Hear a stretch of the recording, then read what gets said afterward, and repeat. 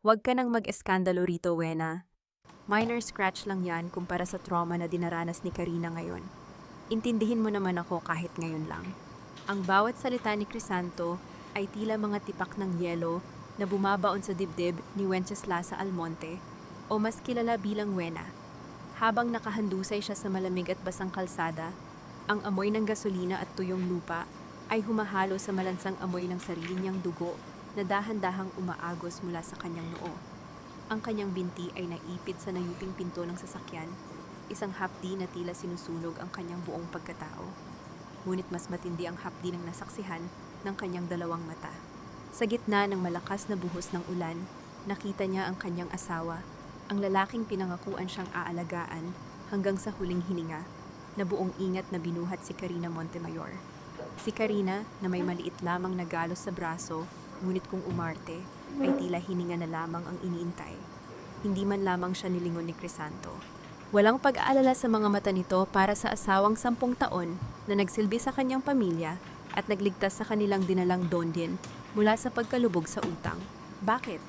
Ang tanong na ito ay paulit-ulit na umaalingaw sa isipan ni Wena habang pinapanood niya ang papalayong bulto ng kanyang asawa. Saan ako nagkulang? Ibinigay ko ang lahat. Ang aking kabataan, ang aking talino, ang bawat sentimo ng aking mana, lahat ay ibinuhos ko para sa mga Villarreal. Ganito na lang ba ang halaga ko? Isang basurang itatabi kapag may dumating na mas makinang? Ang katahimikan ng gabi ay nabasag lamang ng tunog ng pagpatak ng ulan sa bubong ng sasakyang tila isang kabaong na bakal. Sinubukan ni Wena na igalaw ang kanyang kamay, ngunit ang bawat galaw ay nagdudulot ng matinding kirot na tila hinihiwa ang kanyang mga kalamnan. Sa malayo, narinig niya ang sirena ng ambulansya, ngunit alam niyang huli na ang lahat. Hindi ang tulong medikal ang kailangan niya, kundi ang piraso ng kanyang pusong kinuha at tinapak-tapakan ni Crisanto sa gitna ng kalsadang iyon. Nang dumating ang mga rescuer, ang tanging nagawa ni Wena ay abutin ang isa sa kanila. Ang kanyang boses ay isang mahinang bulong, halos hindi marinig sa gitna ng ingay ng ulan. Ang camera sa dashcam, kunin niyo, anya habang ang kanyang mga mata ay nananatiling nakapako sa kawalan. Iyon ang huling sandali ng kanyang pagiging biktima. Sa bawat patak ng kanyang dugo sa kalsada, unti-unting namamatay ang Wena na marupok at mapagpatawad. Sa loob ng emergency room ng ospital, ang puting kisam at ang amoy ng disinfectant ay tila nanunuya sa kanya. Wala si Crisanto sa kanyang tabi. Wala rin ang kanyang biyenang si Doña Belinda. Ang tanging kasama niya ay ang malamig na katahimikan at ang paminsan-minsang pagdaan ng mga nurse na may awang nakatingin sa kanya. Mrs. Almonte, kailangan niyo na pong operahan ang inyong binti. May internal bleeding din po kayo, paliwanag ng isang batang doktor. Ang boses nito ay puno ng pag-aalala, isang bagay na hindi niya naramdaman mula sa sarili niyang pamilya. Nasaan ang asawa ko? Tanong ni Wena, kahit alam na niya ang sagot. Nag-iwas ng tingin ng doktor. Nasa kabilang kwarto po siya, kasama si Miss Montemayor. Sabi po niya, kayo na lang daw po muna ang mag-asikaso sa inyong papeles dahil hindi raw po siya pwedeng umalis sa tabi ng pasyente dahil sa shock. Isang mapait na tawa ang kumawala sa mga labi ni Wena na agad ding nauwi sa ubo na may kasamang dugo. Shock? Ang gasgas sa braso ay tinatawag nilang shock, habang ang asawang nag-aagaw buhay ay pinababayaan. Inabot ni Wena ang panulat mula sa nurse. Ang kanyang kamay ay nanginginig, hindi dahil sa takot, kundi sa galit na nag-uumpisang mag-alab sa kanyang kalooban. Gamit ang sarili niyang dugo na nakabahid pa sa kanyang palad, madiin niyang nilagdaan ang consent form. Ang bawat guhit ng kanyang pirma ay tila isang sumpa, isang pangako sa kanyang sarili na ito, na ang huling pagkakataon na may ibang magpapasya para sa kanyang buhay. Ilang oras matapos ang operasyon, habang ang epekto ng anesthesia ay unti-unti pang nawawala, bumukas ang pinto ng kanyang silid. Hindi ang init ng pagmamahal ang pumasok, kundi ang amoy ng mamahaling pabango at ang tunog ng bawat hakbang na puno ng awtoridad. Si Doña Belinda Villarreal. Ang babaeng itinuring ni Wena na pangalawang ina, ngunit ang tanging nakikita sa kanya ay isang kasangkapan upang mapanatili ang dangal ng kanilang pamilya. Walang yakap, walang tanong kung kumusta ang kanyang lagay. Sa halip, isang puting sobre ang inilapag ng matanda sa ibabaw ng kumot ni Wena. Wenceslasa, panimula ni Doña Belinda. Ang kanyang boses ay kasing lamig ng marmol sa sementeryo. Alam nating lahat na ikaw ang nagmamaneho kagabi. Madilim ang daan, madulas at nagkamali ka. Ayaw nating masira ang pangalan ni Crisanto, lalo na't may malaking proyekto siyang hinaharap sa Dundian. Pirmahan mo ito. Aminin mong ikaw ang may kasalanan sa aksidente. Tinitigan ni Wena ang kanyang biyenan. Ang mukha ni Doña Belinda ay walang bakas ng habag. Ang tanging mahalaga rito ay ang imahe ng mga Villarreal, ang sikat na pamilyang tinitingala sa buong lalawigan, kahit na ang totoo ay nabubuhay na lamang sila sa perang pinagpaguran ni Wena. At kung hindi ako pumirma, Mama? Tanong ni Wena, ang kanyang boses ay matatag sa kabila ng panghihina. Ngumiti ng bahagya si Doña Belinda, isang ngiting tila nanunuya. Huwag mong kalimutan, Wena, kung sino ang kumuha sa iyo noong wala ka ng matuluyan. Utang mo sa amin ang buhay mo. Ang pagtira mo sa bahay na iyon, ang titulong asawa ni Crisanto, lahat yan ay dahil sa kabutihan ng loob namin. Ngayon, kailangan ka ng pamilya. Huwag kang maging walang utang na loob. Utang na loob. Ang dalawang salitang ito ang naging tanikala ni Wena sa loob ng 10 taon. Ipinapaalala sa kanya na wala siyang karapatang magreklamo dahil tinanggap siya ng mga Villarreal. Ngunit sa pagkakataong ito, ang tanikalang iyon ay tila naputol na sa gitna ng ulan kagabi. Tumingin si Wena sa bintana ng ospital. Sa labas, ang langit ay madilim pa rin, tila nagbabadya ng mas malakas pang bagyo. Ibinaling niya ang kanyang tingin sa sobre at pagkatapos ay sa mga matang mapang-api ng kanyang biyenan. Dahan-dahang iniabot ni Doña Belinda ang isang gintong panulat kay Wena. Gawin mo ang tama, Wena. Para sa dangal ng pamilya, pirmahan mo na ito at kalimutan na natin ang nangyari. Tinitigan ni Wena ang panulat. Alam niyang sa sandaling idikit niya ang dulo nito sa papel. Hindi lamang ang katotohanan ang kanyang ibibigay, kundi ang huling natitirang piraso ng kanyang dignidad. Ngunit sa kabilang banda, nakita niya ang pagkakataong matagal na niyang hinihintay. Ang pagkakataong makita ang tunay na kulay ng mga taong pinaglingkuran niya. Kinuha ni Wena ang panulat. Ngunit bago pa man ito dumikit sa papel, isang mahinang katok ang narinig mula sa pinto. Pumasok si Manang Pilar, ang matagal nang naninilbihan sa pamilya na may dalang baso ng tubig. Ngunit ang kakaiba ay ang sulyap na ibinigay nito kay Wena. Isang sulyap na puno ng babala at isang lihim na tila nais sumabog. Madam Belinda, bulong ni Manang Pilar, nandyan po sa labas ang mga pulis. Gusto raw po nilang makuha ang dashcam ng sasakyan. Sabi ko po ay nawawala pa. Nanlaki ang mga mata ni Doña Belinda. Mabilis niyang kinuha ang sobre mula sa kama ni Wena. Wena, huwag kang magsasalita kahit ano. Ako ang bahala. Naiwan si Wena sa loob ng silid. Ang kanyang puso ay mabilis ang tibok. Alam niyang hindi nawawala ang dashcam. Dahil bago pa man siya mawalan ng malay kagabi, siniguro niyang ang katotohanan ay ligtas. Isang matalim na ngiti ang sumilay sa kanyang mga labi. Ang bagyong idinalangin ng mga Villarreal na matapos na ay tila nagsisimula pa lamang. At sa gitna ng bagyong ito, siya ang magiging kidlat na tatama sa kanilang lahat. Ang kapal ng mukha mong tumingin sa akin ng ganyan, Wena. Para mo akong hinuhusgahan sa sarili kong pamamahay. Ang tinig ni Doña Belinda ay pumakat sa 4 na sulok ng silid ospital, kasing tulis ng karayom na nakatusok sa ugat ni Wena. Pagkatapos umalis ng mga pulis, bumalik ang matanda na mas matalim ang mga mata. Hindi ito ang mukha ng isang biyenan na nag-aalala sa meniscus o sa bali ng kanyang manugang. Ito ang mukha ng isang negosyanteng takot na malugi ang pinakamahalagang puhunan, ang dangal ng mga Villarreal. Nanatiling tahimik si Wena. Ang kanyang mga labi ay tuyo, tila lupang hindi nadilig ng ulan sa loob ng maraming buwan. Pinanood niya ang kanyang biyenan na maglakad ng pabalik-balik. Ang tunog ng bawat hakbang ng mamahaling sapatos nito ay tila isang martilyo na bumabaon sa kanyang sentido. Huwag mong kalimutan, Wena, pagpapatuloy ni Doña Belinda, habang humihinto sa gilid ng kama at dinuduro ang asul na pasa sa braso ng manugang. Noong namatay ang tatay mo at iniwan kayong baon sa utang, sino ang nagbayad ng lahat? Sino ang kumuha sa iyo mula sa putikan at ginawang senyora? Kami, ang pamilyang Villarreal. Utang mo sa amin ang bawat hibla ng damit na suot mo, pati ang hangin na hininga mo ngayon. Lihim na napakapit si Wena sa gilid ng kanyang kumot. Ang bawat salita ay tila latigo na humahampas sa kanyang likod. Utang na loob.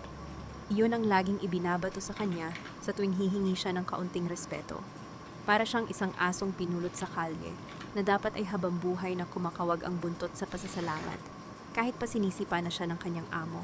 Pirmahan mo na ang dokumento, Wena. Muling pag-uutos ng matanda na ang boses ay naging malumanay ngunit puno ng banta. Ito na ang pagkakataon mong bayaran ang lahat ng kabutihan namin. Isang pirma lang at mananatili kang reyna sa hasyenda. Huwag mong pilitin na ilabas ko ang masamang ugali ko. Hindi kumibo si Wena. Sa loob-loob niya, nais niyang isigaw ang lahat ng sakripisyong ginawa niya para sa Don Dien. Ang mga gabing hindi siya natulog para lamang ayusin ang mga sablay na transaksyon ni Crisanto. Ang mga panahong siya ang humarap sa mga magsasakang galit dahil sa kawalan ng sahod. Ngunit pinili niyang itikom ang kanyang bibig. Ang galit na nakatago sa kanyang dibdib ay tila isang apoy na dahan-dahang nagluluto sa kanyang pagkatao. Ginagawa siyang matigas at hindi matitig. Sa gitna ng tensyon, pumasok si Manang Pilar. Ang kanyang mukha ay seryoso, tila may dalang mabigat na balita. Madam, kailangan niyo na pong bumalik sa mansyon.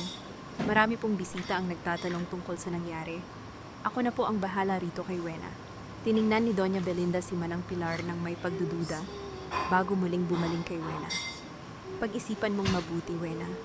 Ang utang na loob ay hindi nababayaran ng pera, kundi ng katapatan. Bukas, asahan mong narito na ang abogado ng pamilya. Nang tuluyang makaalis ang matanda, tila nawalan ng hangin sa loob ng silid. Lumapit si Manang Pilar kay Wena at dahan-dahang hinawakan ang kanyang kamay. Wena, anak, kailangan nating mag-ingat, bulong nito. Ang kanyang boses ay tila isang babala mula sa kailaliman ng lupa. Manang, ang cellphone ko, nasaan? Mahinang tanong ni Wena. Yun ang tanging paraan para ma-access niya ang dashcam footage na automatikong nag-upload sa kanyang cloud storage. Huwag kang mag-alala, kinuha ko na para hindi makuha ni Madam. Sagot ni Pilar habang inilalabas ang telepono mula sa kanyang bulsa. Ngunit sa halip na ibigay ito kay Wena, mabilis niya itong itinago muli nang marinig ang tunog ng pagpihit ng doorknob. Ang mabilis na kilos ni Pilar ay nag-iwan ng isang maliit na gatla ng pagtataka sa isipan ni Wena. Bakit parang ayaw nitong hawakan niya ang sarili niyang gamit? Bumukas ang pinto at pumasok si Crisanto. Ngunit hindi siya nag-iisa. Sa kanyang likuran, nakasandal sa kanyang balikat si Karina na may nakabalot na benda sa braso at nakasuot ng isang manipis na puting bestida na lalong nagpatingkad sa kanyang kunwari ay panghihina. Ang sakit na naramdaman ni Wena sa kanyang binti ay walang-wala kumpara sa hapdi ng makitang ang kanyang asawa ay may ibang inaalagaan sa harap mismo ng kanyang kama. Crisanto, tawag ni Wena. Ang kanyang boses ay nanginginig sa pagpipigil. Tumingin si Crisanto sa kanya, ngunit walang bahid ng pagsisisi sa mga matang iyon. Sa halip, inis at pagkapagod ang nakasulat sa kanyang mukha. Wena, hindi na ako magpapaligoy-ligoy pa. Si Karina wala siyang matutuluyan ngayon dahil sa trauma ng aksidente. Ang pamilya niya ay nasa probinsya at ayaw kong pabayaan siya sa ganitong kalagayan. Huminga ng malalim si Crisanto na tila inihahanda ang sarili sa isang malaking pasabog. Ang bawat salita niya ay tila isang kutsilyo na dahan-dahang hinihiwa ang huling hibla ng pagtitimpi ni Wena. Dahil ikaw naman ang may kasalanan sa nangyari, tulad ng sabi ni Mama, obligasyon nating alagaan ang biktima. Sa mansyon na muna titira si Karina hanggat hindi siya lubos na gumagaling. Doon siya sa kabilang kwarto, malapit sa silid natin, para madali ko siyang maasikaso. Tila huminto ang pag-ikot ng mundo para kay Wena. Ang kanyang asawa, ang lalaking pinakasalan niya sa harap ng altar, ay magdadala ng kanyang kabit sa loob ng kanilang tahanan. Sa ilalim ng mismong bubong, na siya ang nagpakahirap na panatilihing nakatayo. Anong sabi mo? Tanong ni Wena. Ang kanyang tinig ay halos isang hangin na lamang. Don't make this difficult, Wena. Mabilis na singit ni Karina. Ang kanyang boses ay malambing, ngunit puno ng lason. I'm the victim here. Halos mamatay ako dahil sa maling pagmamaneho mo. Ang least na magagawa mo ay hayaan akong alagaan ng asawa mo bilang pampalubag loob. Ngumiti ng tipid si Karina, isang ngiting tanging si Wena lamang ang nakakita. Isang ngiti ng tagumpay. Don't worry, Wena. I'll make sure Crisanto is always happy habang nagpapagaling ka. Tiningnan ni Wena ang kanyang asawa, umaasang may makikitang kahit katiting na pagtutol o hiya. Ngunit iniiwas ni Crisanto ang kanyang tingin habang mas lalong hinihigpitan ang pagkakaakbay kay Karina. Ang katotohanan ay tila isang malakas na sampal na gumising sa diwa ni Wena. Wena, bukas ilalabas ka na rito. May wheelchair na kaming inihanda para sa iyo, sabi ni Crisanto bago tumalikod. Magpahinga ka na, kailangan mo ng lakas para harapin ang bagong setup natin sa bahay. Habang papalayo ang tunog ng kanilang mga hakbang sa hallway, naiwan si Wena sa loob ng silid kasama ang nananahimik na si Manang Pilar. Ang kadiliman ng gabi ay tila pumasok sa kanyang mga ugat. Hindi na siya umiiyak. Ang bawat patak ng luha ay napalitan ng isang malamig at matalas na determinasyon. Ang mansyon na itinuring niyang tahanan ay magiging isang impyerno.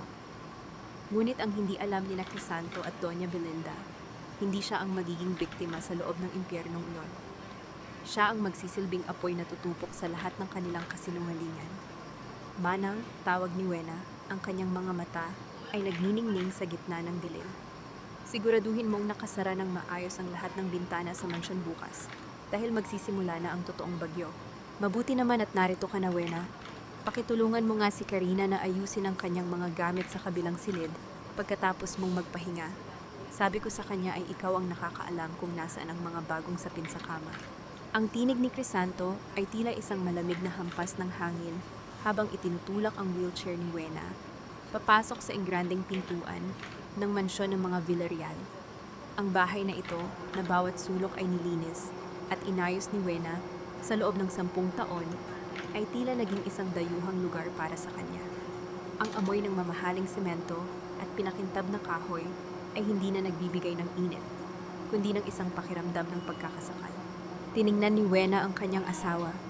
Hindi ito makatingin sa kanya ng diretso. Ang mga kamay nito ay abala sa pag-aayos ng suot na mamahaling relos. Isang relos na si Wena ang bumili gamit ang kanyang unang malaking kita mula sa ani ng Don Dian. Napakasakit isipin na ang lalaking binihisan niya ng karangyaan ay siya ring naghuhubad sa kanya ng dangal sa harap ng ibang tao. Crisanto, asawa mo ako, hindi katulong ni Karina. Mahinang wika ni Wena. Ang bawat salita ay may bigat ng 1,000 sugat. Hindi sumagot si Crisanto. Sa halip, si Doña Belinda ang lumabas mula sa sala. May hawak na abaniko at may matapang na tingin. Wena, huwag ka nang magsimula ng gulo. Kararating mo lang. Ang sabi ni Crisanto ay ikaw ang may sala sa aksidente. Kaya ituring mo itong bahagi ng iyong penitensya. Si Karina ay bisita natin bilang senyora ng bahay na ito. Kung ituturing mo pa ang sarili mo na ganoon, dapat ay marunong kang tumanggap ng panauhin. Dinala nila si Wena sa hapagkainan. Doon, nakaupo na si Karina sa mismong upuan na dating inuokupa ni Wena sa tabi ni Crisanto.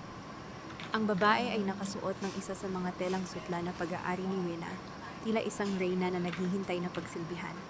Ang bawat paggalaw ni Karina ay puno ng pangungutya, isang tahimik na deklarasyon na siya na ang bagong may-ari ng tahanan niya. Hi Wena, I hope you don't mind ginamit ko muna itong silk robe mo. Sobrang lambot kasi, and my skin is still very sensitive after the accident. Nakangiting sabi ni Karina. Ang kanyang boses ay tila isang matamis na lason na dahan-dahang pumapasok sa pandinig ni Wena. Hindi kumibo si Wena. Pinanood niya si Crisanto na dahan-dahang lagyan ng pagkain ang plato ni Karina, habang ang kanyang sariling plato ay nanatiling walang laman. Ang bawat subo ng kanyang asawa ay tila isang pagtataksil na nagaganap sa harap ng kanyang mga mata. Ang hapdi sa kanyang binti ay pansamantalang nawala. Napalitan ng isang matinding pagnanais na tumayo at wasakin ang mapagpanggap na kapayapaan sa loob ng silid na iyon. Ngunit pinigilan niya ang kanyang sarili. Alam ni Wena na ang galit na walang plano ay isang pagkakamali. Kailangan niyang maging matalas. Kailangan niyang maging mas malamig kaysa sa pakikitungo nila sa kanya. Nang matapos ang hapunan, iniwan nila si Wena sa sala habang ang tatlo ay masayang nagtatawanan sa veranda. Sa tulong ni Manang Pilar, dahan-dahang nagtungo si Wena sa kanyang maliit na opisina sa dulo ng pasilyo. Ang silid na ito ang kanyang naging kanlungan. Dito niya binubuo ang mga plano para sa Don Dian. Dito niya tinitingnan ang bawat sentimong pumapasok at lumalabas sa kaba ng pamilya Villarreal. Nang masiguro niyang walang nakatingin, kinuha ni Wena ang kanyang laptop. Ang kanyang mga daliri ay mabilis na lumipad sa keyboard, binubuksan ang mga lihim na folder na tanging siya lamang ang may alam. Habang tinitingnan ang mga numero, isang mapait na ngiti ang sumilay sa kanyang mga labi. Ang pamilyang Villarreal na kung umasta ay tila pag-aari ang buong lalawigan, ay nakabaon na pala sa utang. Ang mga luho ni Doña Belinda at ang mga palpak na investment ni Crisanto ay unti-unting umuubos sa yaman ng Don Dien. Kung hindi dahil sa mga perang pinalalabas ni Wena mula sa kanyang sariling ipon, matagal na sanang nakumpiska ang mansyong ito. Binubuhay ko ang mga ahas sa sarili kong bakuran, bulong niya sa sarili. Dahil sa kuryosidad, sinubukan niyang buksan ang drawer sa ilalim ng desk ni Crisanto na madalas nitong ilock. Gamit ang isang maliit na hair clip at ang kasanayang natutunan niya noong bata pa siya sa probinsya, dahan-dahan niyang pinihit ang mekanismo. Ang tunog ng pagbukas ng drawer ay tila isang hudyat ng bagong yugto ng kanyang buhay. Sa loob ng drawer, nakakita siya ng mga dokumentong hindi niya inaasahan. Mga tseke na may petsang noong nakaraang buwan lamang. Ang nakasulat na halaga ay umaabot sa milyon-milyong piso. Ngunit ang nagpatigil sa tibok ng puso ni Wena ay ang pirma sa ibaba ng bawat tseke. Pirma niya iyon. Isang pirma na alam niyang hindi niya kailanman isinulat. Ang bawat kurba at bawat tuldok ay tila gaya-gaya. Ngunit sa isang mabilis na sulyap, aakalain mong sa kanya nga. Nagpalsipika si Crisanto ng kanyang pirma para kumuha ng pera mula sa pondo ng Don Dien na nakapangalan sa kanya. Hayop ka, Crisanto, nanggigigil na sabi ni Wena habang nanginginig ang kanyang kamay sa paghawak sa papel. Hindi lamang siya pinagtaksilan sa pag-ibig, ninanakawan din siya ng kanyang asawa ng kinabukasang pinaghirapan niya. Biglang bumukas ang pinto. Mabilis na itinago ni Wena ang mga papel sa ilalim ng kanyang binti sa wheelchair. Pumasok si Crisanto, may hawak na baso ng alak at may mapanuring tingin. Anong ginagawa mo rito? Sabi ko sa iyo ay magpahinga ka na, wika nito. Ang kanyang boses ay puno ng hinala. Gusto ko lang tingnan ang mga accounts ng Don Dien, Crisanto. Marami tayong kailangang bayaran para sa susunod na buwan, sagot ni Wena, pilit na pinapakalma ang kanyang tinig. Lumapit si Crisanto at huminto sa harap niya. Dinukot nito ang isang susi mula sa kanyang bulsa at tinitigan ang drawer na bukas ng bahagya. Ang katahimikan sa loob ng silid ay naging mabigat, tila isang pader na unti-unting gumuguho sa kanila. Wena, huwag mo nang pakialaman ang mga bagay na hindi mo na dapat iniintindi. Ang sabi ni Mama, mula ngayon, ako na ang hahawak sa lahat ng transaksyon. Ikaw, mag-focus ka na lang sa pagiging asawa at sa pag-ayos ng gulo na ginawa mo sa aksidente, sabi ni Crisanto habang dahan-dahang isinasara ang drawer at inilock ito sa harap mismo ni Wena. Tumingin si Wena sa mga mata ng kanyang asawa. Sa unang pagkakataon, hindi pag-ibig ang nakita niya, kundi ang isang estranghero na handang pumatay ng kaluluwa para lamang sa sariling kapakanan. Opo, Crisanto, kung iyan ang gusto nyo, mahinang sagot ni Wena, habang nararamdaman ang matalas na gilid ng mga tseke sa ilalim ng kanyang balat. Nang makaalis si Crisanto, hindi na napigilan ni Wena ang pagtulo ng isang butil ng luha. Ngunit hindi iyon luha ng panghihina. Iyon ang huling luha para sa lalaking minahal niya. Ang Wena na pumasok sa mansyong ito bilang isang biktima ay wala na. Ang natitira na lamang ay isang babaeng may hawak na ebidensya ng krimen ng kanyang asawa at isang pusong kasing tigas na ng brilyante. Huminga siya ng malalim habang tinitingnan ang dilim sa labas ng bintana. Ang gabi ay mahaba, ngunit alam niyang malapit na ang bukang liwayway.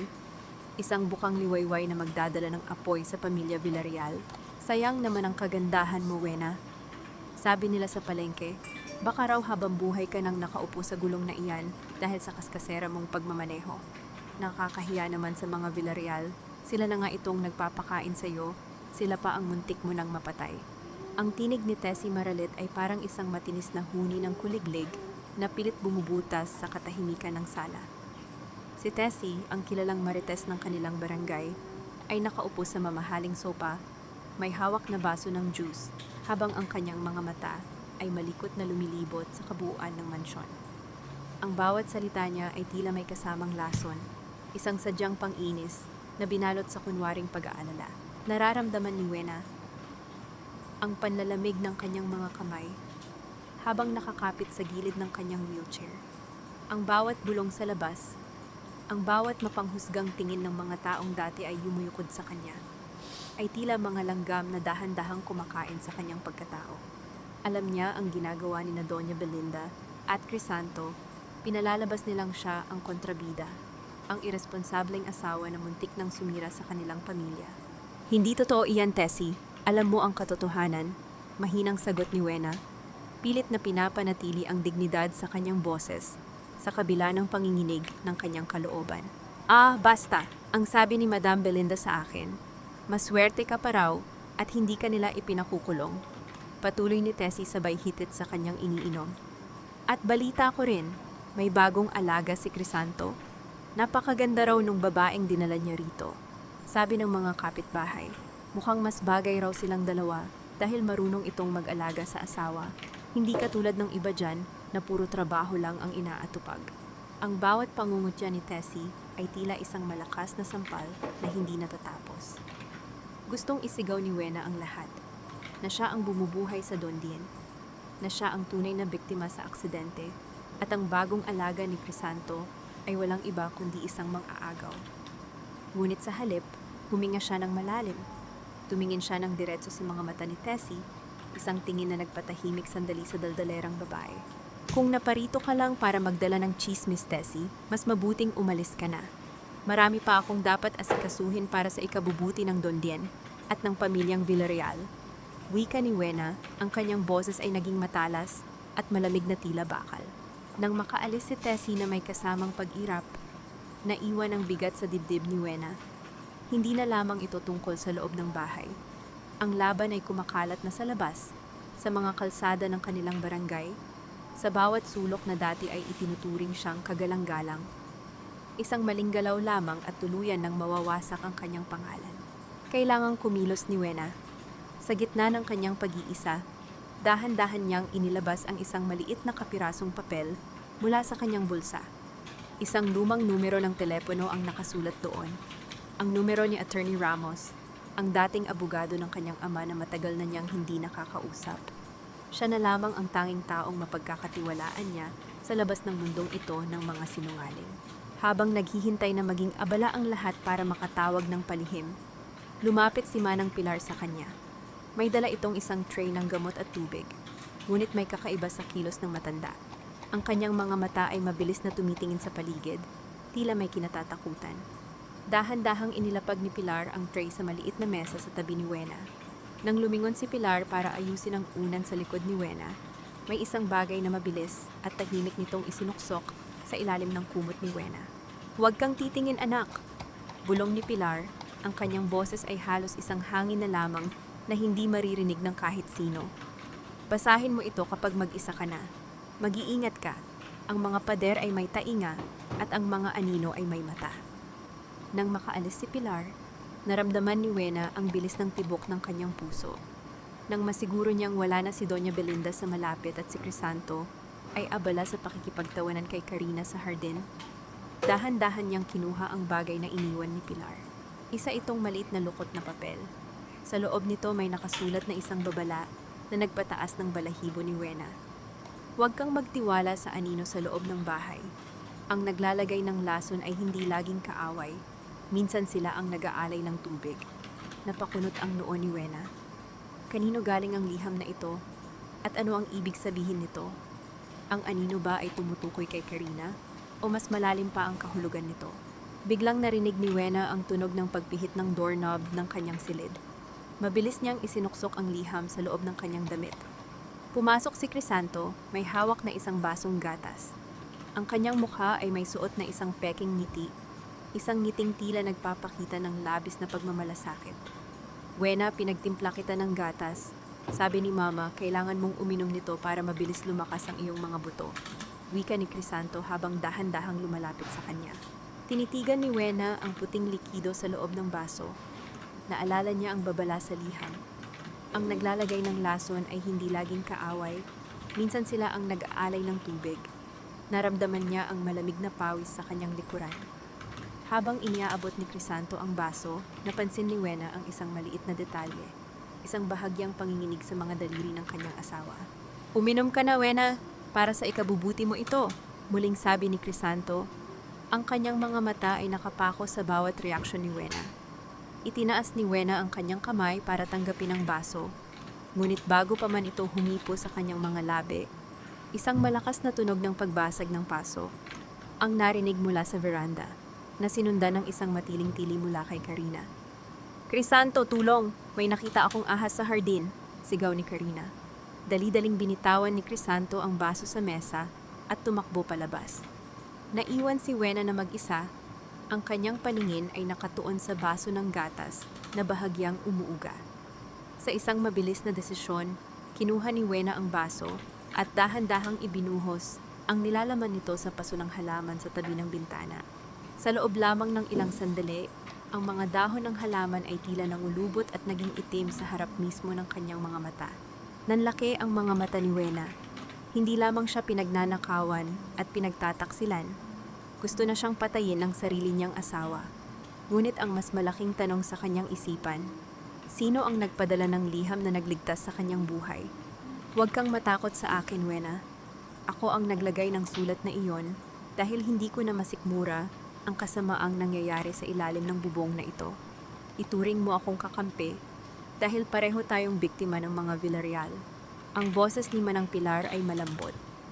Tila isang haplos ng nagmamalasakit na ina habang dahan-dahan niyang sinusuklay ang buhok ni Wena. Sa loob ng madilim na silid, ang tanging nagbibigay ng liwanag ay ang maliit na lampara sa tabi ng higaan. Ikinuwento ni Pilar ang kanyang nakaraan, ang tungkol sa isang anak na nawalay sa kanya at kung paano siya minaltrato ng yumaong don ng pamilya. Ang bawat salita niya ay punong-puno ng pait, na tila nagbubukas ng isang sugat na hindi kailanman naghilom. Naramdaman ni Wena ang unti-unting paglambot ng kanyang puso. Sa gitna ng mundong puno ng mga lobo, naniniwala siyang nakatagpo siya ng isang tapat na kaibigan. Manang, marami akong hawak na ebidensya laban kay Crisanto. Mga pekeng tseke, mga utang na hindi alam ni Mama. Kailangan ko itong maitago sa ligtas na lugar dahil alam kong papasukin nila ang silid ko anumang oras. Sa pagtitiwalang iyon, kinuha ni Wena ang isang envelope mula sa ilalim ng kanyang unan at iniabot ito kay Pilar. Itago mo muna ito, Manang. Ikaw lang ang tanging mapagkakatiwalaan ko rito. Tumango si Pilar, ang kanyang mga mata ay nagniningning sa isang paraang hindi maipaliwanag ni Wena. Huwag kang mag-alala, anak. Itatago ko ito kung saan hindi nila kailanman mahahanap. Kinabukasan, ang katahimikan ng mansyon ay nabasag ng isang matinis na sigaw mula sa itaas ng hagdanan. Si Karina, na nakasuot ng isang manipis na duster, ay nakita ng lahat na tila nawalan ng balanse at dahan-dahang gumulong pababa sa mga baitang ng hagdan. Ang bawat pagtama ng kanyang katawan sa kahoy ay nagdulot ng malakas na kalabog na umalingaw-ngaw sa buong sala. Ang sanggol ko! Crisanto, ang sanggol natin! Ang hysterical na hiyaw ni Karina habang nakahandusay sa paanan ng hagdan. Ang kanyang muka ay puno ng luha at ang kanyang mga kamay ay nakakapit sa kanyang tiyan na tila may iniindang matinding sakit. Mabilis na tumakbo si Crisanto patungo sa kanya. Sa likuran niya ay si Doña Belinda na gulat na gulat. Sa kabilang dulo ng pasilyo, nakaupo si Wena sa kanyang wheelchair, malayo sa pinangyarihan ng insidente. Ngunit bago pa man siya makapagsalita, lumingon si Karina at itinuro siya ng may nanginginig na daliri. Itinulak niya ako. Nakita ko ang wheelchair niya sa likod ko. Crisanto, gustong patayin ni Wena ang anak natin dahil sa selos. Ang pasigaw na paratang ni Karina. Tumingin si Crisanto kay Wena. Ang kanyang mga mata ay punong-puno ng puot. Isang galit na tila matagal nang nag-aabang na sumabog. Lumapit siya kay Wena ng mabilis. Ang kanyang bawat hakbang ay nagpapayanig sa sahig. Bago pa man makapaliwanag si Wena, naramdaman niya ang isang matinding hapdi sa kanyang pisngi. Ang lakas ng sampal ni Crisanto ay sapat na upang tumagilid ang ulo ni Wena at halos mahulog siya mula sa kanyang wheelchair.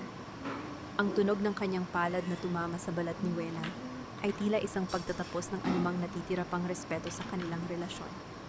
Ang lasa ng dugo ay muling humalo sa kanyang laway, isang pamilyar na lasa mula noong gabi ng aksidente. Wala kang utang na loob. Binigyan ka na namin ng lahat, pati ang kalayaan mo sa aksidente ay kinuha ko, tapos papatayin mo ang anak ko? Ang nanggigigil na sigaw ni Crisanto. Hindi ko siya hinawakan, Crisanto. Naroon ako sa dulo ng pasilyo, paano ko siya matutulak? Ang mahinang sagot ni Wena habang dahan-dahang ibinabalik ang kanyang tingin sa asawa. Ang kanyang pisngi ay namumula at nanginginig, ngunit ang kanyang mga mata ay nananatiling matatag, walang bakas ng luha. Nagsisinungaling siya. Crisanto, nakita ko ang galit sa mga mata niya kanina.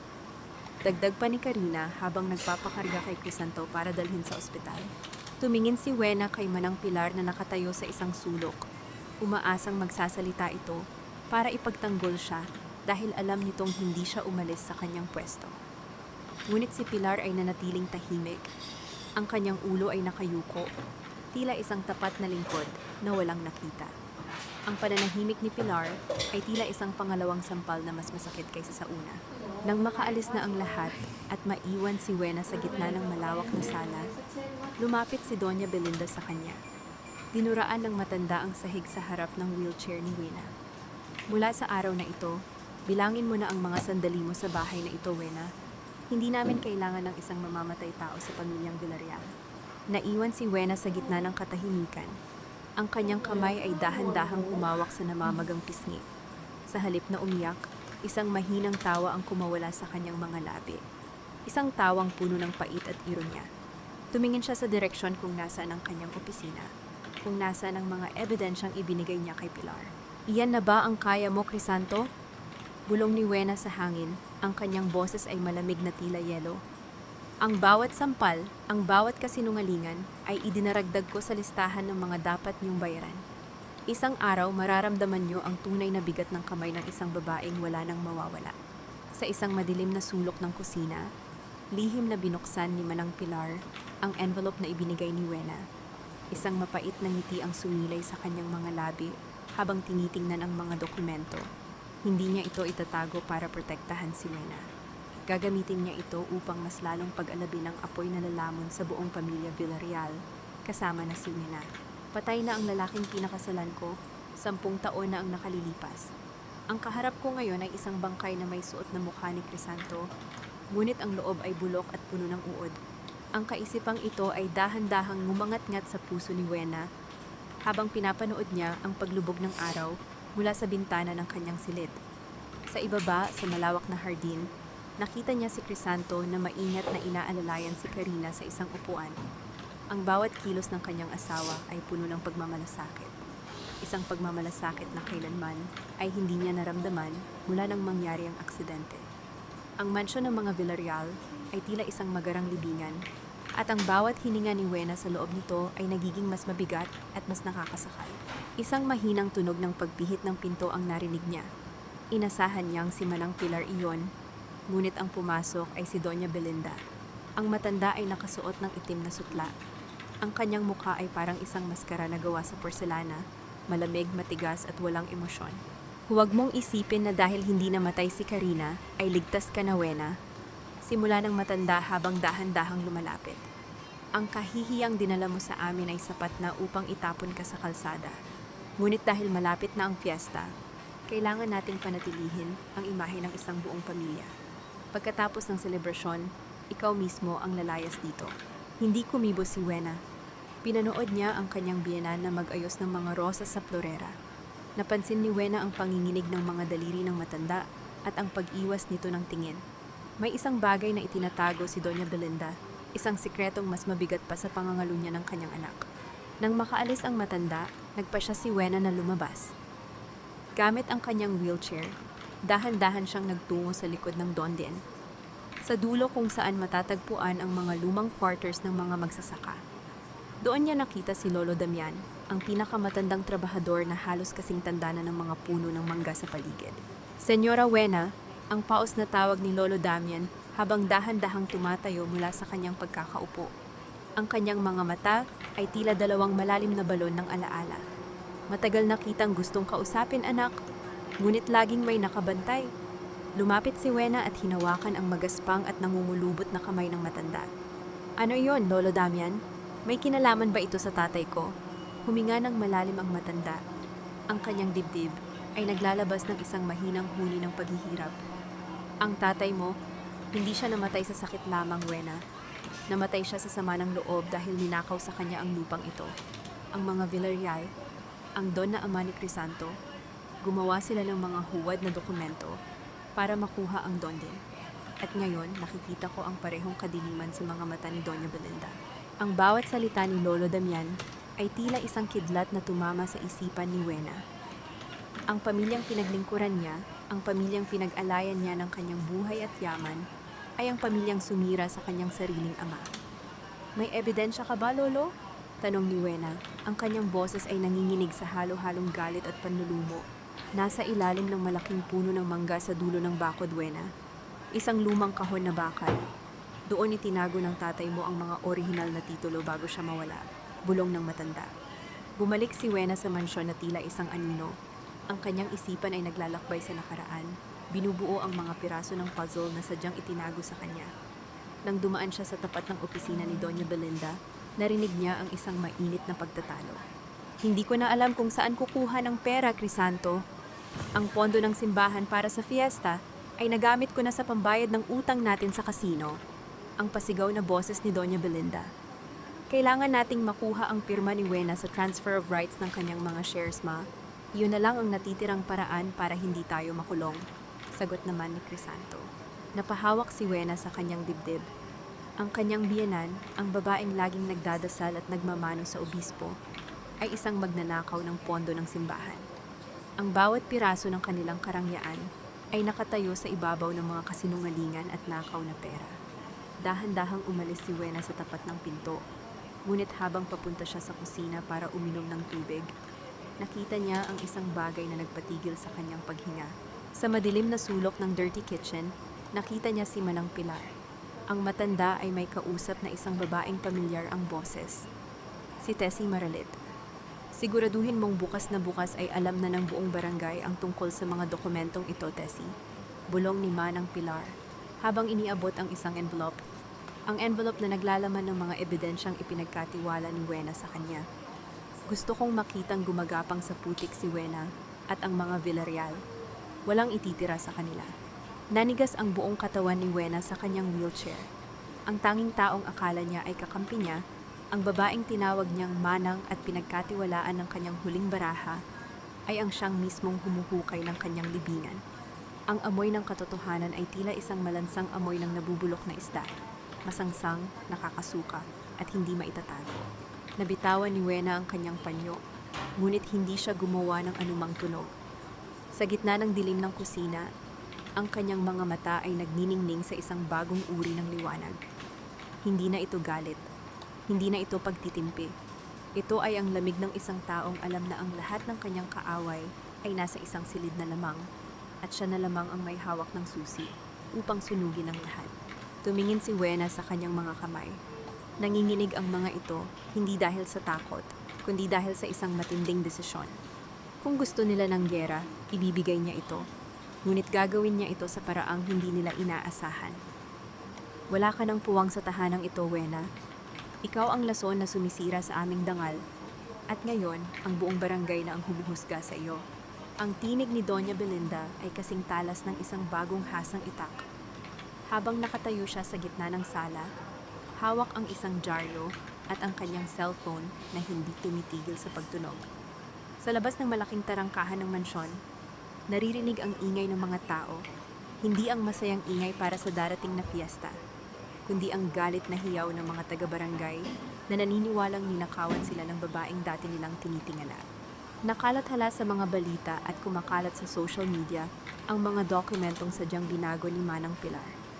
Pinalalabas na si Wena ang utak sa likod ng pagkawala ng pondo ng Dondien at ang pagmamanipula sa mga donasyon para sa simbahan.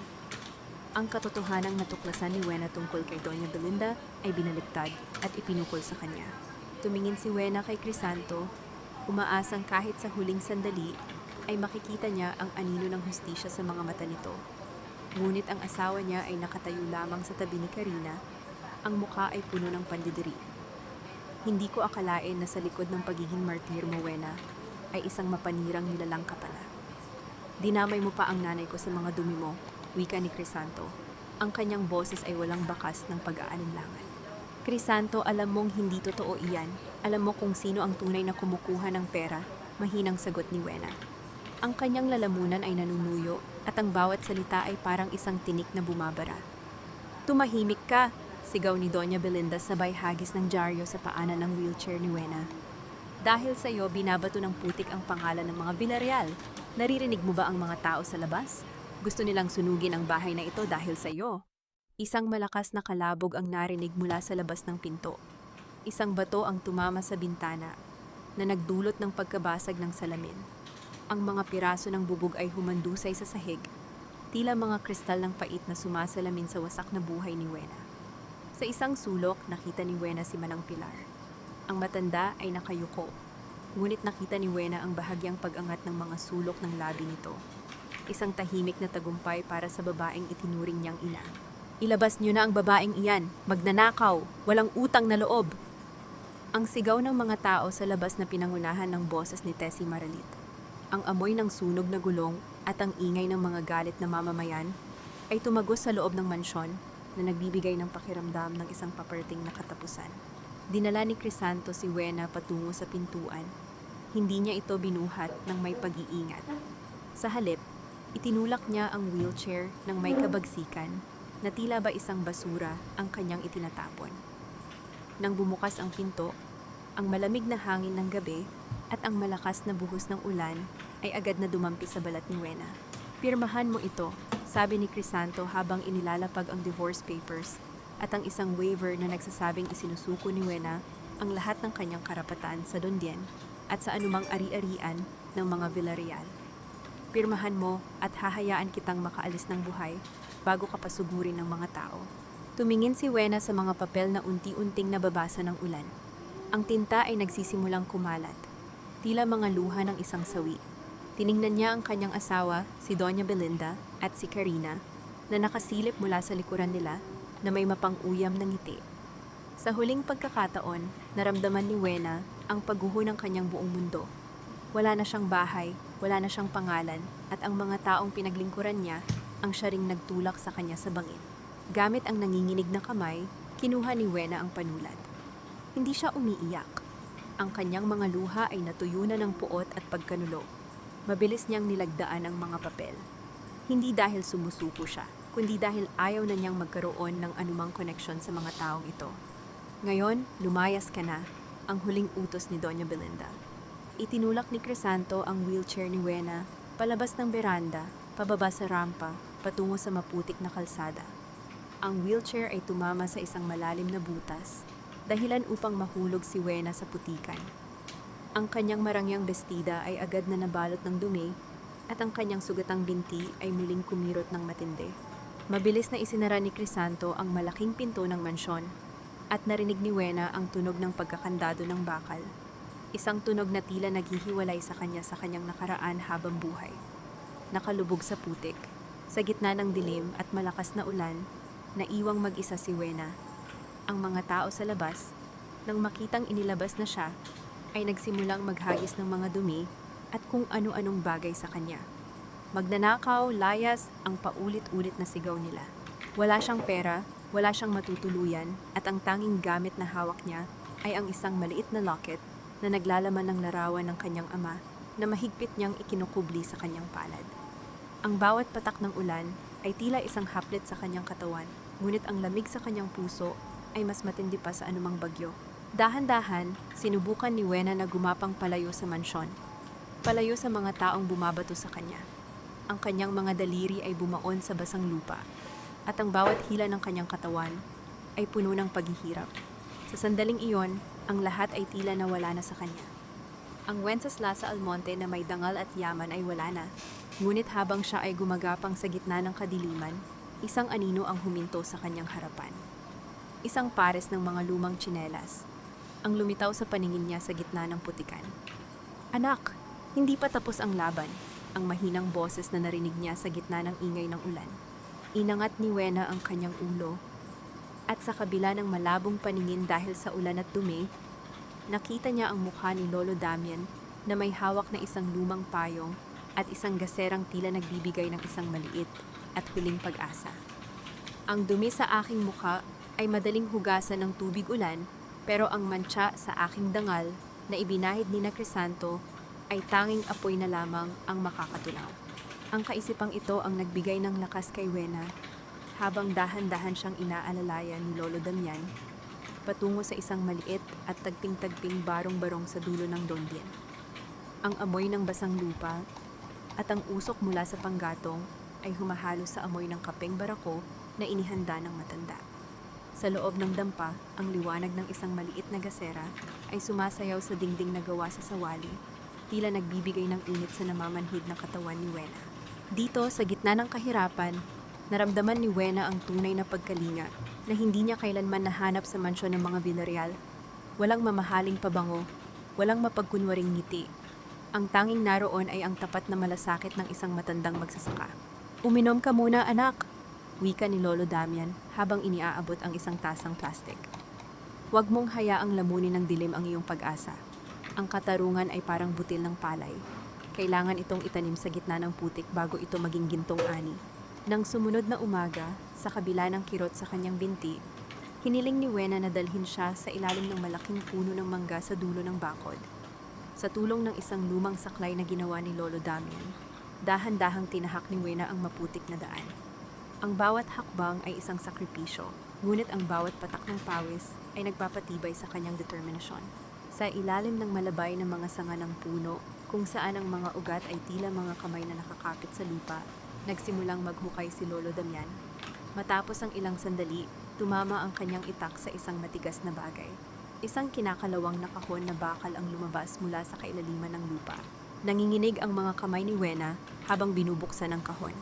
Sa loob nito, nakabalot sa makapal na plastik, ay ang mga orihinal na titulo ng lupa at ang isang lumang talaarawan ng kanyang ama.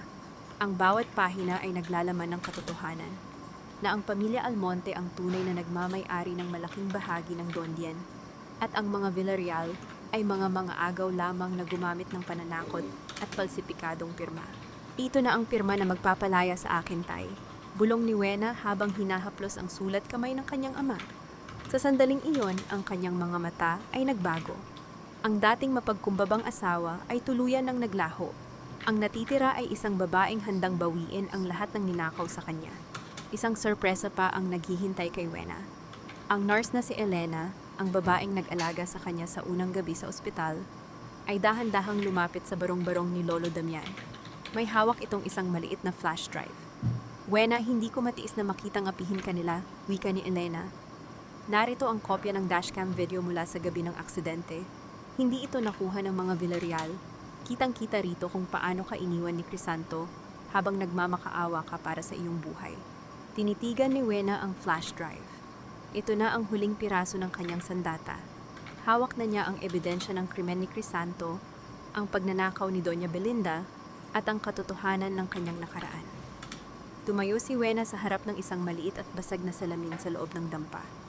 Tiningnan niya ang kanyang mahabang buhok, ang buhok na laging hinahaplos ni Crisanto habang bumubulong ng mga huwad na pangako. Kinuha niya ang isang matalas na gunting mula sa lamesa. Sa bawat paggunting niya sa kanyang buhok, tila pinuputol din niya ang bawat hibla ng kanyang ugnayan sa mga Villarreal. Ang mahahabang hibla ay nalaglag sa sahig, tila mga patay na alaala. Nang matapos siya, ang isang babaeng may maikli at matapang na gupit ang humarap sa salamin. Ang kanyang mga mata ay hindi na naghahanap ng awa, kundi ng katarungan. "Tapos na ang laro niyo, Crisanto, Doña Belinda, Karina," wika ni Wena. Ang kanyang boses ay malamig at puno ng awtoridad. "Akala niyo ay itinapon niyo ako sa putikan para mabulok. Hindi niyo alam, ang putik na ito ang magsisilbing pataba para sa aking pagbabalik." Humarap siya kay Lolo Damian at kay Elena. "Kailangan nating maghanda. Ang fiesta ay sa makalawa na. Doon ko tatapusin ang lahat." Ngunit sa gitna ng kanilang pagpaplano, isang mabilis na hakbang ang narinig mula sa labas. Isang bata ang tumatakbong pumasok, hingal na hingal. "Lolo Damian, Senyora Wena, ang mga tauhan ni Doña Belinda. Sinusunog nila ang mga quarters ng mga magsasaka. Hinahanap nila kayo." Nanlaki ang mga mata ni Wena. Ang usok sa malayo ay nagsisimula ng bumalot sa langit. Alam niyang hindi titigil ang mga Villarreal hanggat hindi siya tuluyang nawawala. Ang stakes ay lalong tumaas. Hindi na lamang ito laban para sa kanyang pangalan, kundi laban para sa buhay ng mga taong nagmalasakit sa kanya.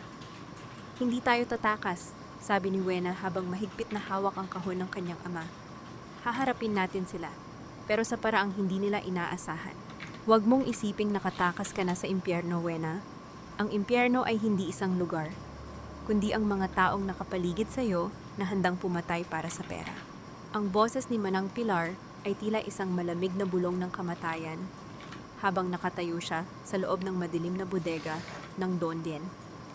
Ang amoy ng mga sako ng palay at ang anghang ng mga chemical sa pagsasaka ay humahalo sa amoy ng usok mula sa labas.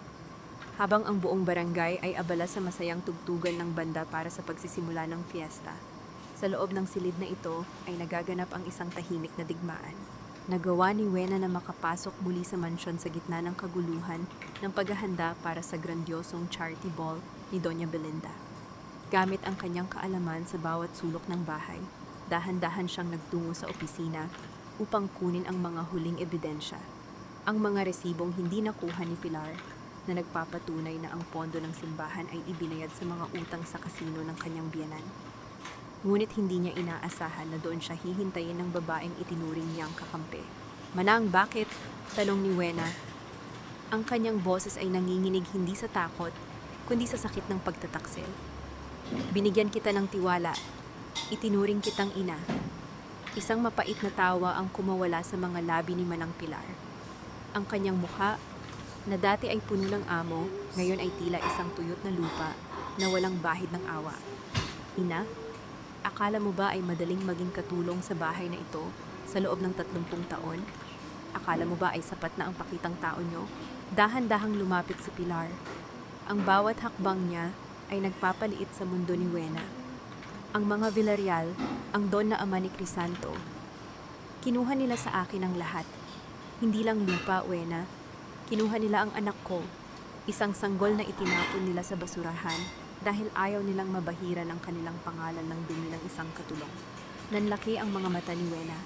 Ang lihim na galit ni Pilar ay hindi lamang tungkol sa pera o kapangyarihan.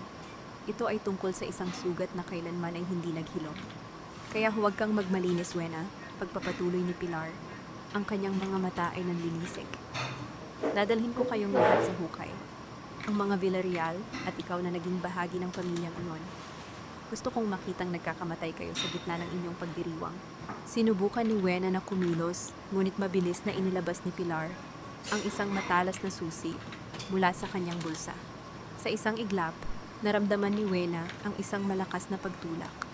Ang kanyang katawan ay bumagsak sa loob ng dambuhalang cold storage, ang silid kung saan itinatago ang mga karne at sariwang produkto ng Dondien para sa mga malalaking handaan.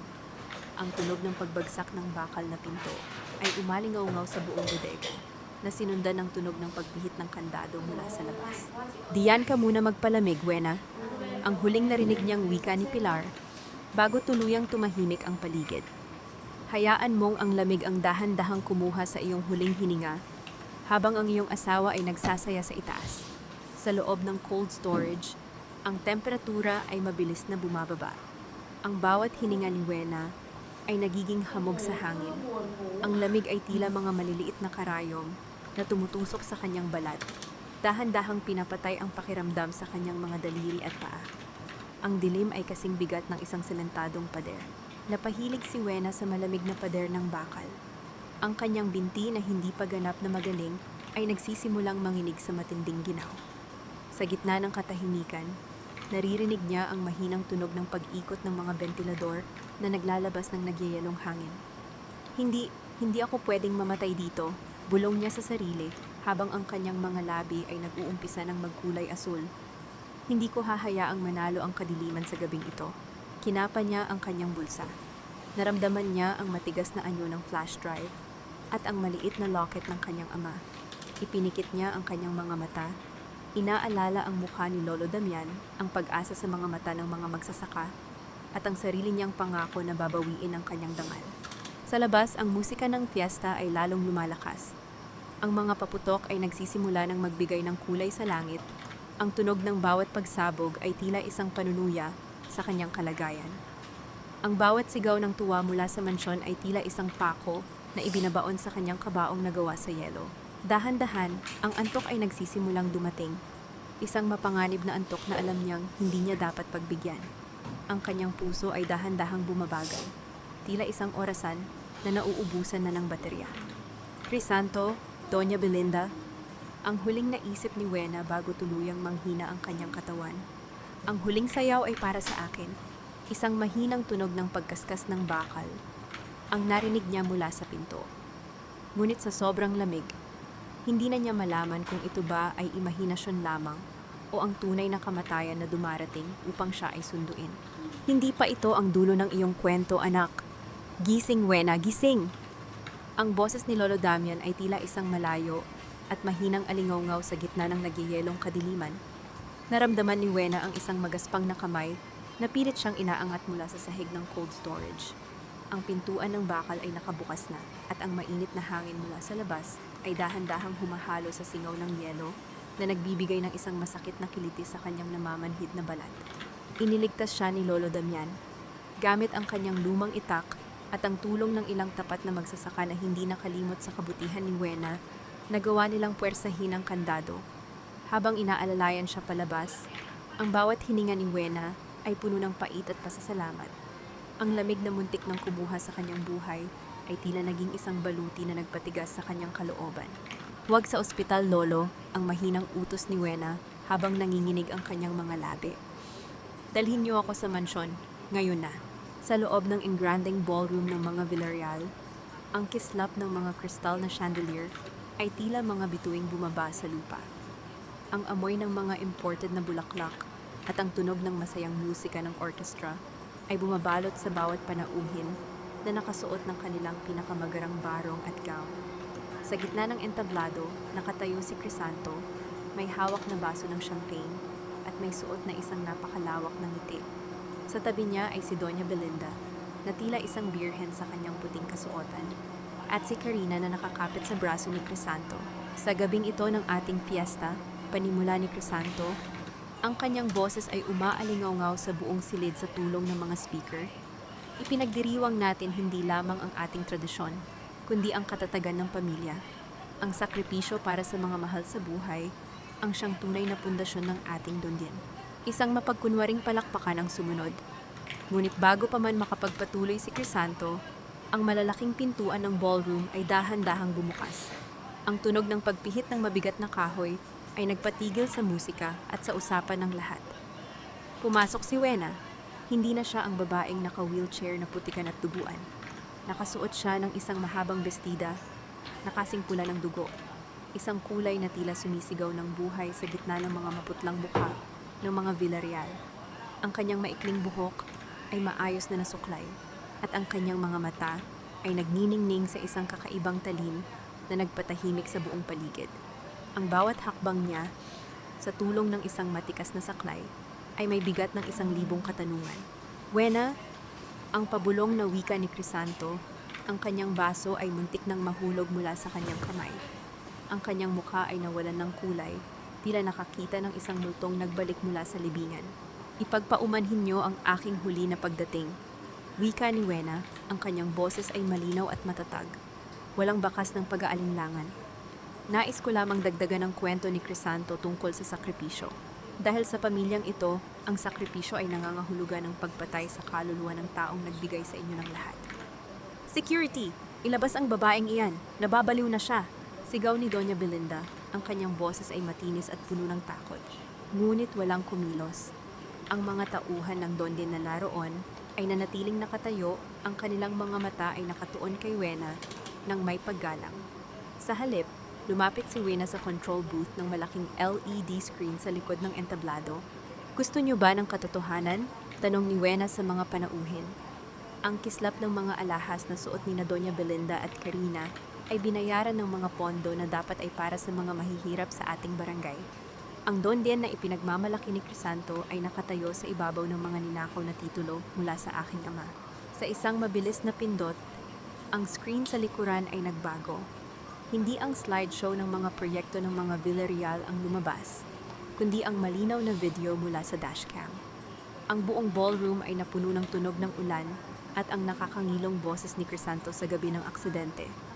"Minor scratch lang yan kumpara sa trauma ni Karina. Intindihin mo naman ako kahit ngayon lang." Nakita ng lahat kung paano binuhat ni Crisanto si Karina at iniwan si Wena na nag-aagaw buhay sa loob ng sasakyan.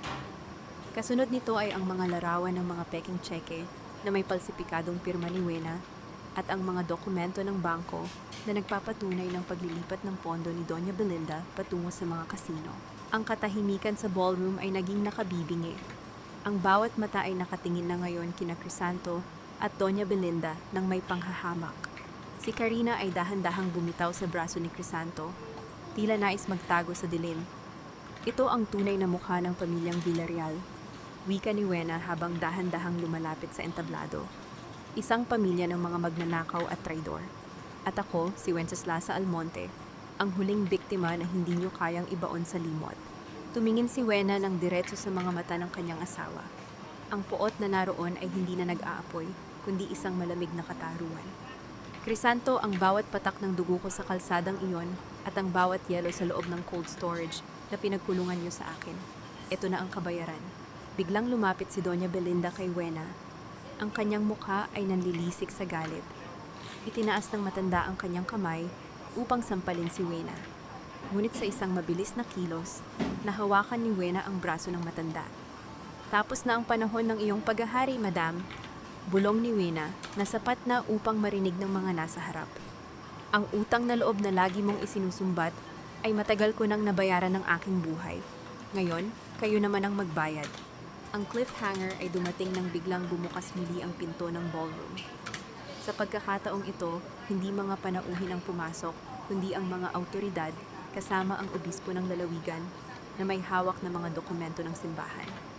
Ang bawat hakbang ng mga pulis ay nagbibigay ng hudyat ng katapusan para sa mga Villarreal. Ngunit sa gitna ng kaguluhan, nakita ni Wena si Manang Pilar sa isang sulok, may hawak na isang gasera at may isang kakaibang ngiti sa kanyang mga labi. Ang amoy ng gasolina ay nagsisimulang humalo sa amoy ng mga mamahaling pabango. Ang bawat kasinungalingan ay may katumbas na apoy. At ngayong gabi, itutupok ko ang bawat isa sa inyo sa impyernong kayo mismo ang gumawa. Ang tinig ni Manang Pilar ay hindi na ang mahinahong bulong ng isang katulong. Ito ay isang hiyaw ng paghihiganti na nagmula sa kailaliman ng 30 taong pagtitiis. Bago pa man makakilos ang mga pulis, binitawan ni Pilar ang hawak niyang gasera.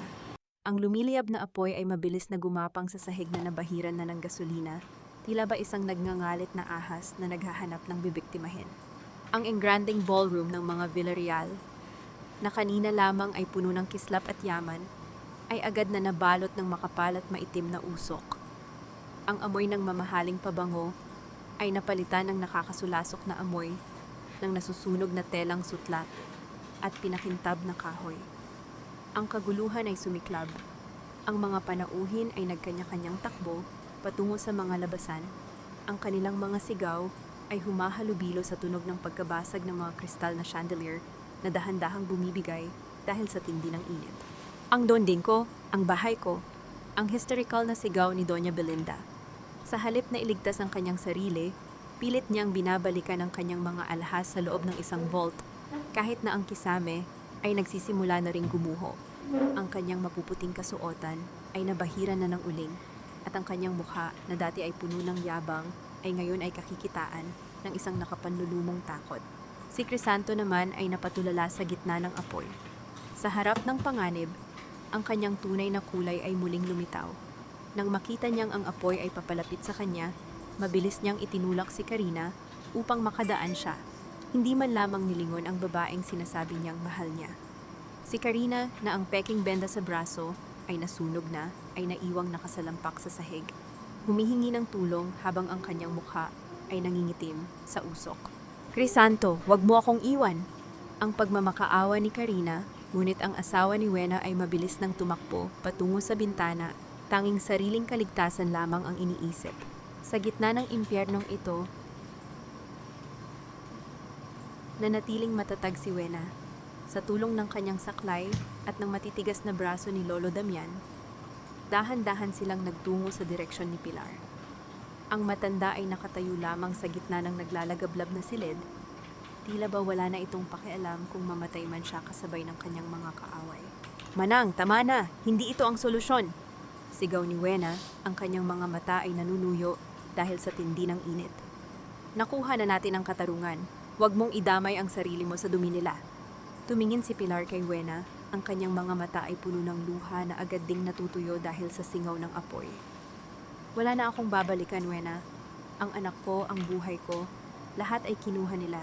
Gusto ko lang makitang maging abo ang lahat ng ito. Hindi kanila kinuha ang lahat, Pilar.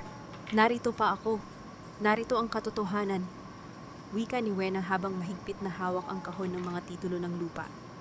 Ang lupang ito ay babalik sa mga tunay na nagmamay-ari. Huwag mong hayaang manalo sila sa pamamagitan ng paggawa sa iyo na isang kriminal. Sa huling sandali, bago tuluyang bumagsak ang malaking poste ng ballroom, nagawa ni Lolo Damian na hiltahin si Pilar patungo sa labasan. Si Wena naman, sa kabila ng hapdi ng kanyang binti at hirap sa paghinga, ay siniguro na ang bawat tauhan at magsasaka ay ligtas na nakalabas ng mansyon. Nang makalabas sila sa malawak na bakuran, ang mansyon ng mga Villarreal ay tila isang dambuhalang sulo sa gitna ng kadiliman ng gabi. Ang mga bumbero ay nagsisimula ng dumating, ngunit ang apoy ay masyadong malakas. Ang bawat pagsabog mula sa loob ng bahay ay tila isang huling hininga ng isang pamilyang binuo sa kasinungalingan. Sa ilalim ng liwanag ng apoy, nakita ni Wena ang mga pulis na pinalilibutan sina Crisanto at Doña Belinda. Ang matanda ay nakaluhod sa putikan. Hawak ang isang maliit na kahon ng alahas na tanging naisalba niya, habang ang kanyang mga mata ay nakapako sa nasusunog niyang kaharian. Si Crisanto naman ay nakaposas na, ang kanyang mukha ay puno ng uling at kahihiyan, habang ang obispo at ang mga autoridad ay nakatingin sa kanya ng may matinding panghahamak. Si Tessie Maralet at ang ibang mga taga-barangay na dati ay nambabato kay Wena ay naroon din, ang kanilang mga mukha ay puno ng pagsisisi at kulat. Ang katotohanang napanood nila sa malaking screen ay hindi na mabubura ng anumang chismis. Lumapit si Wena sa kanyang asawa. Ang init mula sa mansyon ay dumarating pa rin sa kanila, ngunit ang pakiramdam ni Wena ay malamig at payapa. Crisanto, tawag niya. Tumingin si Crisanto sa kanya. May bakas ng pag-asa na baka sakaling tulungan siya ng asawa. Wena, please, patawarin mo ako. Nabulag lang ako. Gawin mo ang lahat, iurong mo ang kaso. Para sa pamilya natin. Isang mapait na ngiti ang sumilay sa mga labi ni Wena. Pamilya? Wala ka ng pamilya, Crisanto. Ang pinakasalan mo ay ang pera at ang kapangyarihan ko, hindi ang puso ko. Ang bawat sentimong ninakaw nyo, ang bawat sampal na ibinigay nyo, ito na ang huling resibo. Inabot ni Wena ang kanyang kamay sa kanyang leeg at dahan-dahang hinubad ang kanyang singsing sa kasal. Binitawan niya ito sa putikan, sa harap mismo ng mga mata ni Crisanto. Ang pirma ko sa waiver at divorce papers ay hindi tanda ng aking pagsuko. Iyon ang tanda ng aking paglaya mula sa isang halimaw na katulad mo. Habang dahan-dahang inilalayo ng mga pulis ang kanyang asawa at biyenan, tumayo si Wena sa tabi ni Lolo Damian at ng mga magsasaka. Ang mansyon ay tuluyan ng gumuho na nagdulot ng isang malakas na tunog ng pagbagsak ng mga semento at bakal na nagpaalog sa lupa. Ang usok ay dahan-dahang pumapaakyat sa langit. Tila ba hinahatid ang lahat ng pait ng nakaraan. Ngunit sa gitna ng pagguho ng lumang mundo, napansin ni Wena ang isang bagay. Si Manang Pilar ay wala sa tabi ni Lolo Damian. Sa gitna ng kaguluhan ng mga tao at ng mga bumbero, ang matanda ay dahan-dahang naglalakad patungo sa kadiliman ng Dondien. Ang kanyang bulto ay unti-unting nilalamon ng anino ng mga puno ng mangga. Manang, tawag ni Wena, ngunit hindi lumingon ang matanda. Isang huling lihim ang naiwan sa kamay ni Wena, isang maliit na papel na isinuksok ni Pilar sa kanyang palad bago ito lumayo. Sa gitna ng liwanag ng mga sirena, binasa ni Wena ang sulat. Ang tunay na katarungan ay hindi natatapos sa pagkakakulong ng kaaway, kundi sa pagtuklas kung sino ka talaga. Hanapin mo ang iyong sarili sa gitna ng abo, Wena, at tandaan mo, ang dugo ay hindi nagsisinungaling. Napakunot ang noo ni Wena. Ang dugo ay hindi nagsisinungaling? Ano ang ibig sabihin ni Pilar? Sa gitna ng tagumpay ni Wena, isang bagong katanungan ang bumangon na tila isang aninong hindi siya lulubayan. Ang amoy ng abo ay hindi laging amoy ng kamatayan. Kung minsan, ito ang halimuyak ng isang malinis na simula, kung saan ang lahat ng dumi ng nakaraan ay tuluyan ng naging alabok. Ang kaisipang ito ang bumalot sa diwa ni Wena habang nakatayo siya sa harap ng mga guho ng mansyon ng mga Villarreal kinabukasan. Ang usok ay dahan-dahan pa ring pumapaakyat sa langit. Tila mga huling buntong hininga ng isang imperyong gumuho sa loob ng isang gabi. Ang mga poste na dati ay sumasagisag sa kapangyarihan at takot ay naging mga itim na uling na lamang na dahan-dahang nilalamon ng basang lupa. Wala na ang marangyang hagdanan kung saan siya ipinahiya. Wala na ang silid kung saan siya tinangkang lasunin. Ang tanging natira ay ang malamig na hangin ng umaga at ang katahimikan ng katarungang sa wakas ay nakamit na. Dumaan ang mga linggo at ang hustisya ay dahan-dahang gumulong tulad ng isang dambuhalang alon na walang sinasanto. Sa loob ng courtroom, hindi na kailangan ni Wena ng maraming salita. Ang video mula sa dashcam at ang mga dokumentong nakuha mula sa kahon ng kanyang ama ay sapat na upang selyuhan ang kapalaran ng kanyang mga kaaway. Nakita ni Wena si Crisanto na nakasuot ng kulay kahel na uniforme ng bilangguan. Ang kanyang asawa, ang lalaking dati ay kasing kinang ng ginto, ay mukhang isang lantang gulay, walang kibo, at hindi makatingin sa kanya ng diretso. Si Doña Belinda naman ay tuluyan ng nawalan ng kontrol sa sarili. Ang bawat sigaw nito ng kawalang sala ay tila isang desperadong awit ng isang reynang nawala ng korona. Si Karina, sa takot na madamay sa mga kaso ng falsification at graft, ay tumakas patungo sa malayong probinsya, iniwan ang lahat ng pangarap na maging senyora. Isang hapon, habang inaayos ni Wena ang mga titulo ng lupa sa opisina ng Dondien, na ngayon ay legal na sa ilalim ng kanyang pangalan, isang pamilyar na bulto ang huminto sa kanyang pintuan. Si Tessie Maralit. Ang babaeng dati ay puno ng daldal at pangungutya ay nakatayo ngayon ng may pagpapakumbaba. Ang kanyang mga kamay ay magkayakap at ang kanyang mga mata ay puno ng hiya. Wena, anak, simula ni Tessie, ang kanyang boses ay nanginginig. Naparito ako para humingi ng tawad. Nabulag ako ng mga chismis at ng pera ni Madame Belinda. Hindi ko akalain na ikaw pala ang tunay na nagmamalasakit sa amin sa barangay. Tinitigan ni Wena ang babae. Naalala niya ang bawat masakit na salitang ibinato nito sa kanya noong siya ay nakalubog pa sa putikan. Ngunit sa halip na galit, ang naramdaman niya ay awa. Isang malalim na buntong hininga ang kumawala sa kanyang dibdib.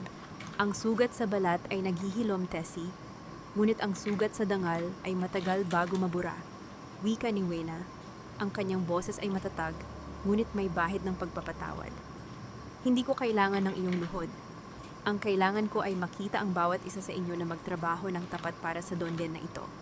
Hindi na kayo mga tauhan ng mga Villarreal. Katuwang ko na kayo ngayon. Nang makaalis si Tessie, kinuha ni Wena ang huling lihim na iniwan ni Pilar. Ang dugo ay hindi nagsisinungaling. Dinala siya ng kanyang mga paa sa isang lumang bodega sa dulo ng lupaing Almonte. Sa loob ng isang nakatagong cabinet, nakakita siya ng isang lumang larawan. Isang larawan ng kanyang ama kasama ang isang batang babae na may parehong mga mata ni Manang Pilar. Sa likod nito, may nakasulat na dedikasyon mula sa kanyang ama. Kay Pilar, ang aking tanging kapatid na naitaboy ng kahirapan. Ingatan mo ang ating pamana. Nanigas si Wena sa kanyang kinatatayuan. Si Manang Pilar ay hindi lamang basta katulong. Siya ay ang nawawalang kapatid ng kanyang ama, ang kanyang tunay na tiyahin. Ang lahat ng pagtataksil ni Pilar, ang pagbibigay ng dokumento kay Tessie, at ang pagpapasiklab ng galit ng taong bayan ay isang masakit ngunit epektibong paraan upang pilitin si Wena na lumaban. Alam ni Pilar na masyadong mabait si Wena at kung hindi ito itataboy sa gilid ng bangin, kailanman ay hindi nito matututunang gamitin ang sarili niyang mga pakpak. Naintindihan na ni Wena ang lahat. Isinakripisyo ni Pilar ang kanyang sariling pangalan at naging kontrabida sa buhay ni Wena upang masiguro na mababawi ng huling Almonte ang lahat. Ang bawat sampal at bawat pait ay bahagi ng isang malupit na pagmamahal na tanging isang kapamilya lamang ang makakagawa. Lumabas si Wena sa bodega at huminga ng malalim. Ang hangin ay sariwa, may dalang amoy ng bagong ani na palay, at ang init ng araw na sumisikat sa kabila ng mga bundok. Wala na ang wheelchair, wala na ang saklay. Ang kanyang binti ay may kaunti pang pilay, ngunit ang bawat hakbang niya ay puno ng dignidad. Tiningnan niya ang malawak na Dondien. Ang mga magsasaka ay nagsisimula ng magtrabaho, may mga ngiti sa kanilang mga labi at pag-asa sa kanilang mga mata. Hindi na ito isang lugar ng pagkaalipin, kundi isang tahanan ng pagkakaisa. Kinuha ni Wena ang isang panulat at ang dokumento para sa pagtatayo ng Almonte Foundation para sa mga kababaihan. Ito ang kanyang magiging unang proyekto, isang kanlungan para sa mga babaeng biktima ng pang-aabuso, isang lugar kung saan ang bawat pirma ay tanda ng kalayaan at hindi ng pagkakautang. Dahan-dahan, madiin, at may buong dangal, inilagda ni Wena ang kanyang pangalan sa ilalim ng papel. Wenceslasa Almonte. Wala ng Villarreal, wala ng Tanikala. Isang huling sulyap ang ibinigay niya sa direksyon kung nasaan ang mga guho ng mansyon. Ang apoy ay matagal nang namatay, ngunit ang liwanag na iniwan nito sa kanyang pagkatao ay habang buhay ng magliliyab. Isang taon ang mabilis na lumipas, na tila isang ilog na dahan-dahang humuhugas sa bawat bakas ng pait at dumi ng nakaraan. Ang Don Almonte ay hindi na isang lugar ng takot at panggigipit. Sa halip, ito ay naging isang luntiang paraiso kung saan ang bawat butil ng palay ay simbolo ng pagsisikap at bagong pag-asa. Ang amoy ng basang lupa pagkatapos ng ulan ay hindi na nagpapaalala kay Wena ng gabi ng aksidente, kundi ng pagkakataong muling mabuhay mula sa pagkakabaon. Sa harap ng isang bagong gusali na itinayo sa tabi ng mga puno ng mangga, nakatayo si Wenceslas sa Almonte. Ang gusaling ito, ang Bahay Almonte, ay nagsisilbi ng kanlungan para sa mga kababaihang nawalan ng tinig at lakas. Wala na ang kislap ng mga hiyas sa kanyang leeg, ngunit ang kislap sa kanyang mga mata ay mas maliwanag pa sa anumang diamante. Ang bawat hakbang niya ay wala na ring pilay, matatag at may direksyon. Senyora Wena, narito na po ang mga bagong kagamitan para sa workshop ng mga nanay. Ang masayang boses ni Lolo Damian habang dahan-dahang lumalapit. Ang matanda ay mukhang mas bata at mas malakas. Ang kanyang mukha ay hindi na nababakas ang lungkot ng nakaraan. Salamat Lolo Damian, siguraduhin nating lahat sila ay mabibigyan ng pagkakataong matuto. Ayaw kong may babae pang magsasabi na wala silang pagpipilian, kundi ang magtiis, sagot ni Wena ng may matamis na ngiti. Minsan, nakatatanggap pa rin si Wena ng balita tungkol sa mga Villarreal. Si Crisanto at Doña Belinda ay nananatili sa loob ng rehas. Ang kanilang mga araw ay puno ng pagsisisi at pagtutuos sa kanilang mga kasalanan. Ngunit para kay Wena, ang kanilang pangalan ay tila isang pahina na lamang sa isang lumang libro na matagal na niyang isinara. Nagawa na niyang magpatawad, hindi dahil karapat-dapat sila, kundi dahil karapat-dapat siya sa kapayapaan. Ang pagpapatawad sa kanyang sarili, sa pagpig na mapinang matagal, ang naging pinakamalaking tagumpay niya. Isang hapon, habang ang araw ay dahan-dahang nagpapaalam sa abot-tanaw, nagtungo si Wena sa dulo ng Dondian. Doon, sa ilalim ng puno kung saan niya nahanap ang ebidensya ng kanyang ama, nakakita siya ng isang sariwang bulaklak ng sampagita na nakapatong sa isang bato. Alam niyang naroon lang si Manang Pilar. Nagmamasid mula sa malayo, nananatiling anino na nagbabantay sa kanyang pag-unlad. Hindi man sila muling nagkita ng personal, naramdaman ni Wena ang init ng pagmamahal ng kanyang tiyahin sa bawat ihip ng hangin. Naupo si Wena sa isang bangko at kinuha ang isang dokumento para sa pagpapalawak ng Dondian. Ito ang huling piraso ng papel na kailangan niyang pirmahan para sa taong ito. Tinitigan niya ang puting espasyo sa ibaba ng pahina. Ang panulat sa kanyang kamay ay tila may sariling buhay. Dahan-dahan, sa ilalim ng gintong liwanag ng dapit hapon, isinulat ni Wena ang kanyang pangalan. Ang bawat kurba ng kanyang letra ay dumiin sa papel ng may buong pagmamalaki. Wala nang nanginginig na kamay, wala nang takot sa bawat tuldok. Ito ang pirma ng kanyang kalayaan. Ito ang huling nota sa isang kanta ng pagtitiis na naging isang himno ng tagumpay. Ang kaligayahan ay hindi pala isang bagay na hinihintay na dumating mula sa langit. Ito ay isang bagay na pinaghihirapan, ipinaglalaban, at higit sa lahat, pinipili. Sa gitna ng katahimikan ng Dondian, narinig ni Wena ang tawanan ng mga magsasaka at ang huni ng mga ibon. Pumikit siya at huminga ng malalim, ninanamnamang halimuyak ng kalayaang siya mismo ang nagtanim at nag-ani. Salamat Tay, salamat Pilar, bulong niya sa hangin. Dahan-dahan siyang tumayo at naglakad pabalik sa kanyang tahanan. Ang tahanang binuo ng kanyang sariling mga kamay, sa ilalim ng kanyang sariling pangalan, at sa piling ng mga taong tunay na nagmamahal sa kanya. Ang gabi ay darating, ngunit hindi na siya natatakot sa dilim. Dahil sa bawat pirma ng kanyang buhay, siya na ang may-ari ng sarili niyang bukang liwayway.